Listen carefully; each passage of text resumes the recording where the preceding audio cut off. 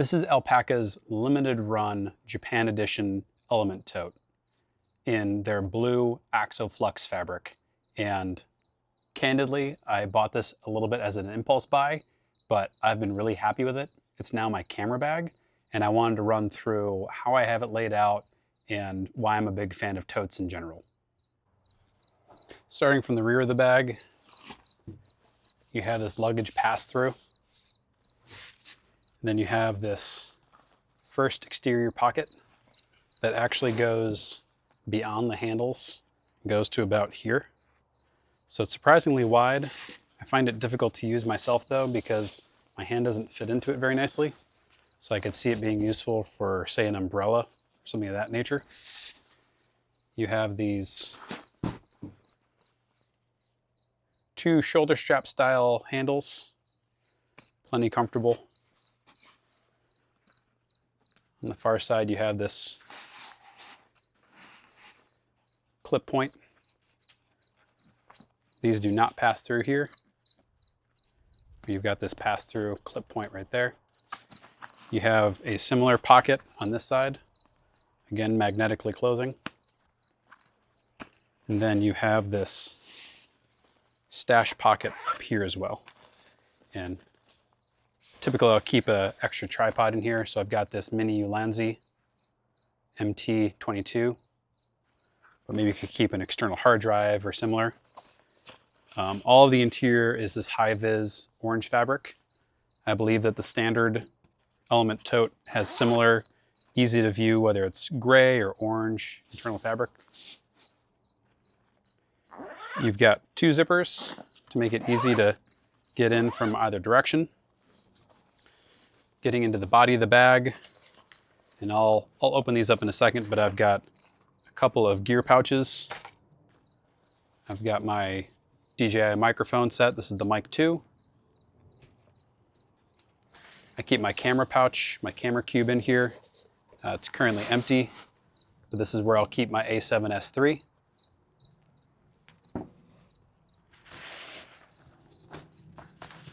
I've got a rain hood visor for my Sony.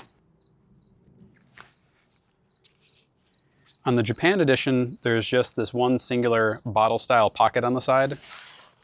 And so again, I'll hop into these camera pouches in a second.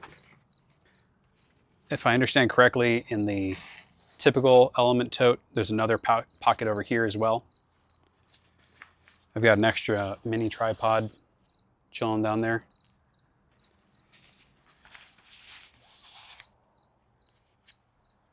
Solid state drive.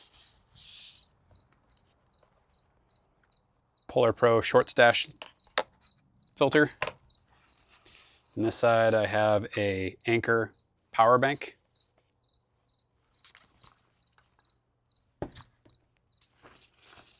And then an LED light and some attachments. So what I like about this, you can see it's got the Japan edition. What I like about this is that it's the perfect size for just the critical camera gear that I need. So for example, when I'm setting up for these gear reviews, I can just throw everything essential, or if I'm going on a camping trip and I want to film from the van, I just need this one singular tote. And that's where I really like to have totes on hand, is that I don't need to repack a big backpack.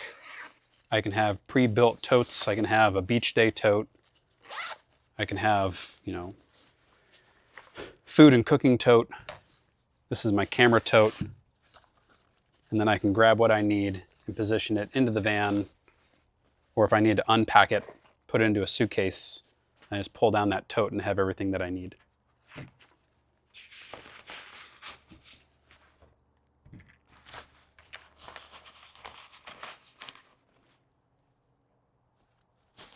You can see there how well it packs. I think that a zippered top is essential for a good tote.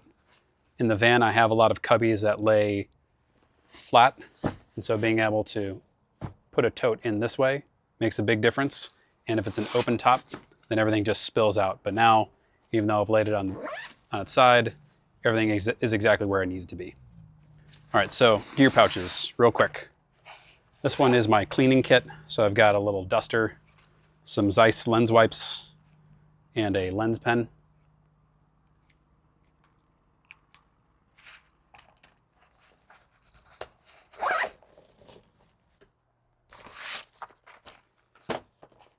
And then this is my action cam gear kit and attachments. Side note, big fan of reusing things where possible. So this is actually the container kit for the Fall Cam Ulanzi quick attachments. So this is what I use for all my cameras, and that way I've got a quick release standard base.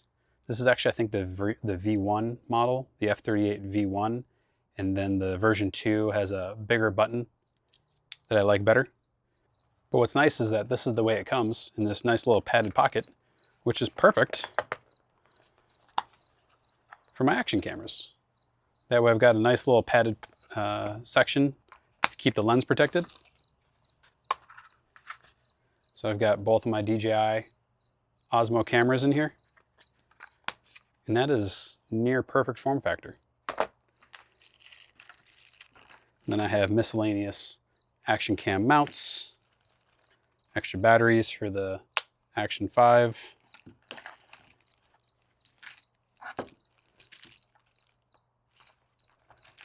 neck lanyard for the Osmo Nano,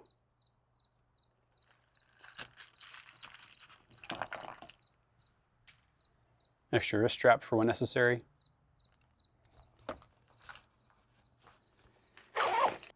And with that, that is the Alpaka Elements Tote, Japan edition. And although it was an impulse buy, it's been really good to me. I really like the high visibility interior. A lot of camera gear is black or dark colored in nature. And so having the bright orange interior, being able to find everything, makes it really nice to rummage around and grab out the exact piece of kit that I need. And it's the same shade and same material as my Flight Pouch Pro. And so the other day I went stand-up paddleboarding. I had the van with me, and I could stash all of my personal effects, my phone, my van keys, my knife, my watch into here. And then, you know, just the camera gear that I needed when I went out on the paddleboard and filmed all of that, you know, easy at hand, well organized. And then I could keep my everyday carry backpack stashed and, you know, kitted out the way that I typically do. But with that, thank you so much for tuning in. Really appreciate your time and attention. If you found value in this video, please subscribe below. Let me know in the comments what your thoughts are. Is this a bag that you'd pick up? Would you use it as a camera bag? Would you use it for travel? But with that, thank you again, and I'll see you in the next video.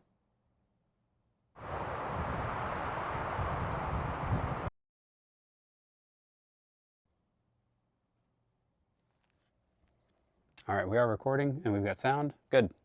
All right, I think that is good to go for that. Whew.